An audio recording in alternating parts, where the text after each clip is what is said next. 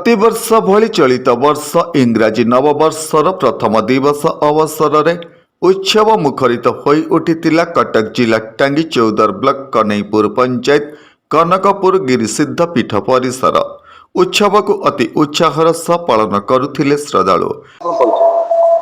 मो जगन्नाथ मंडल पुओ देवदीप मंडल मो जेजेबापा ना हूँ धीरेन्द्रनाथ मंडल।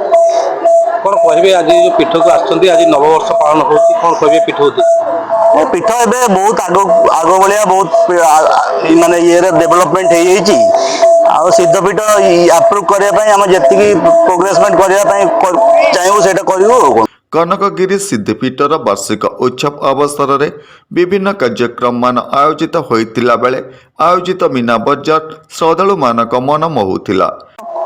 मो बापा हूँ धीरेन्द्रनाथ मंडल मु भगतपुर में जन्म होती मो बड़ बापा पाखे रोली कनकगिरी मठ हूँ आजिका नुआ नुहे 5 वर्ष बयस मुझे मठ पाखे आसी खेल खेल एमती करे बुढ़ा भी आसे मो सांगे जोग हुए से बसी साधु सत मैंने आसती सांगे बुढ़ा जोग बसी था आम भी से जोग्य अंशग्रहण करता ये मठ तो एमती चलती धीरेन्द्रनाथ मंडल को आप कौन है मोर हूँ से मो पुओ करना कि पुओ पड़े पाखे कनकगिरी सिद्धपीठ शांति मैत्री सहंतीर वार्ता बहन करुथिला बेले एହାର प्रभारी प्रसार करा जिबा बोली सालेपुर टांगी विधायक प्रशांत बेहरा प्रकाश करिसंती।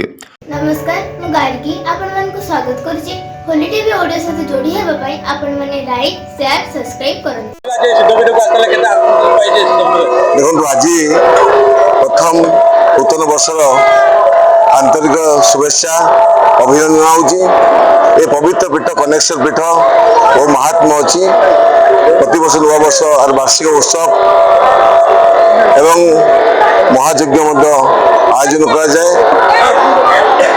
पीठ में मु प्रार्थना करी किपरि भाव आम अंचल शांति एवं गरीब लोक मुझे हस फुटू तले पटिया लोकटी समाज मुख्य से सामिल हो यह मोर प्रार्थना रही। पीठ विकास ये अंचल समस्त जनसाधारण सहयोग कामना करी समस्त सहयोग रो समस्ते मिलमिशी सहयोग करें निश्चित भाव पीठर विकास हिसाब से पहुँच मोर दायित्व कर्तव्य रही पीठर विकास निश्चित भाव में जो मो पाखे दाबी उपस्थापन कर हाथ को नब से कार्य ए वर्ष कर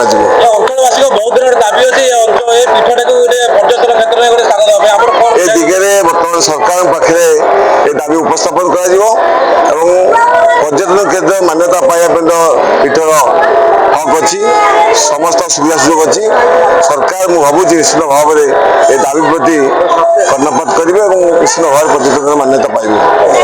এই অবসরে বহু মান্যজ্ঞান ব্যক্তি যোগ দেইতিলা বেলে বিজেপির বরিষ্ঠ নেতা অরিন্দম রায় যোগ দেই মত ব্যক্ত করিতিলে।